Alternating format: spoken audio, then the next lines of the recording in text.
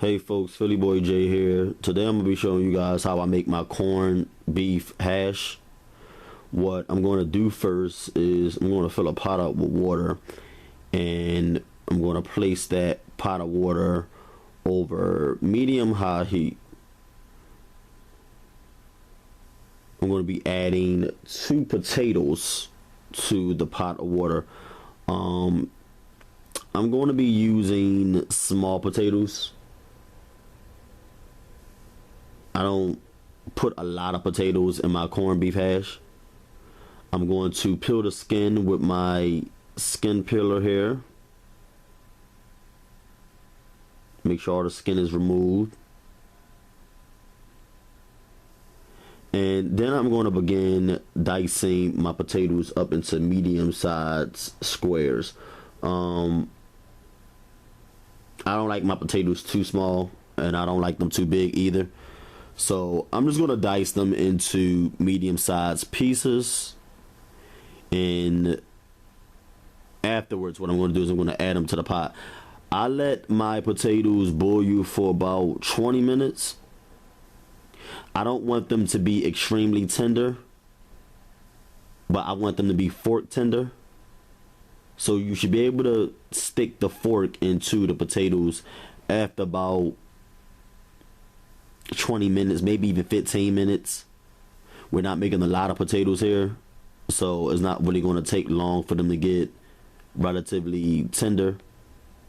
So yeah, we're going to add the potatoes to the pot of water. We're going to let them go. And while our potatoes are boiling, what we're going to do is you're going to chop 1 medium-sized onion up into small pieces. And I use a medium size because corned beef hash is supposed to have a lot of onions in it. Well, at least that's the way I like mine. All right. My grandma used to make it with a lot of onions. So I'm going to be using a medium-sized onion. And I'm going to dice the onions into small pieces like that there. That's the way you want your onions to look. Okay. So moving on, as you can see, the potatoes are done.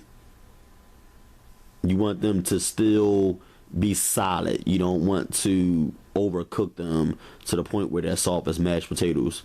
You're going to drain your potatoes because you don't want them to have no water on them when you're adding them to the pan of oil. So you're going to drain them and let them sit for a while. What we're going to do now is we're going to get a pan. You're going to place your pan over medium heat. And to the pan, you're going to add your chopped onions. And we're basically just going to caramelize them for a while. Stir them in. Let them get some color.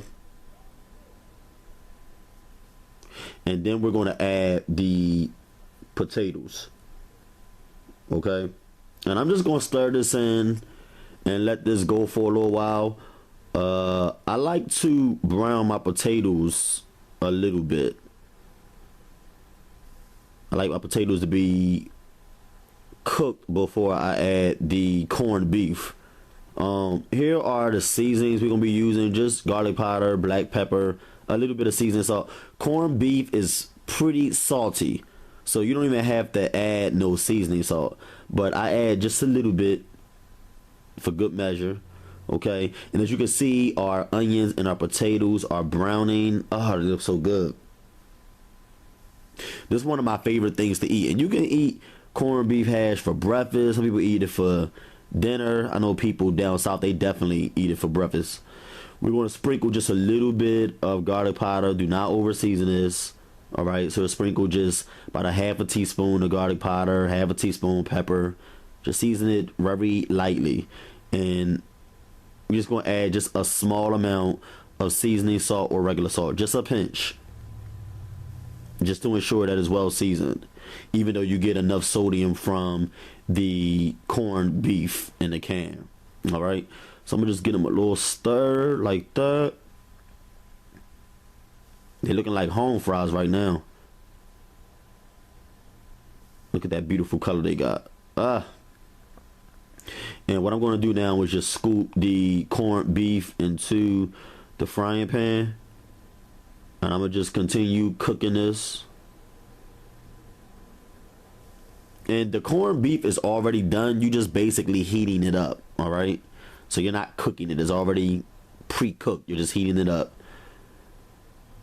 So after you add all of the corned beef, you're going to take a fork and you're going to just, you know, chop it up and break it up. So that it's not, you know, chunky. Just break it up like that. Okay. Just get us a nice stir and just let it go. You know, just let it go. And look at that. That's some good old corned beef hash. Homemade corned beef hash. I do not like corned beef hash in the cans with the little small square potatoes. I can't stand that. I can't do that. I can't do that. I can't eat it like that. I gotta make it homemade. Homemade is always the best, baby. It's always the best. Because I make the best.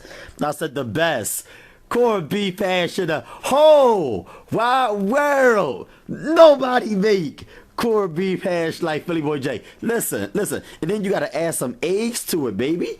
You gotta add some eggs to this. Oh, I love it. Oh, how I love corned beef hash. I'll pay you guys to find somebody that make it like this. I'll pay you. Try this recipe out. You're gonna love this recipe. Never gonna find nobody to make corned beef hash like Jay. Nobody that make it like the boy from Philly. Nobody. I'm just gonna sprinkle a little bit of salt in these eggs and just a little pepper. You know what I mean? That's all. Just add a little pepper to it. Just a little teeny pepper. You know, flip it over and then we got our fried eggs. It's really good with fried eggs. Like I said, you can eat it for breakfast, lunch, or dinner. It's a very versatile dish. Okay. So that's our egg. Now we're going to plate it. We're going to plate it. That is our corned beef hash. I love it. Love it. Look at the onions. And you can see that it's like kind of like a... It's like a dark pink color. That's because we fried it a bit. Alright? It just tastes better when you fry it for about 5-6 minutes. Look at the potatoes. Look at that. And I add the egg to it. Who y'all messing with? Who are you messing with? You gotta try this, guys. You gotta try this. Some people may call it slave food or poor man's food. And look, it's good to me. I love it. And I think you guys may love it too. So give it a shot. This is corned beef hash. Homemade corned beef hash and fried eggs. By Philly Boy J. January 2016.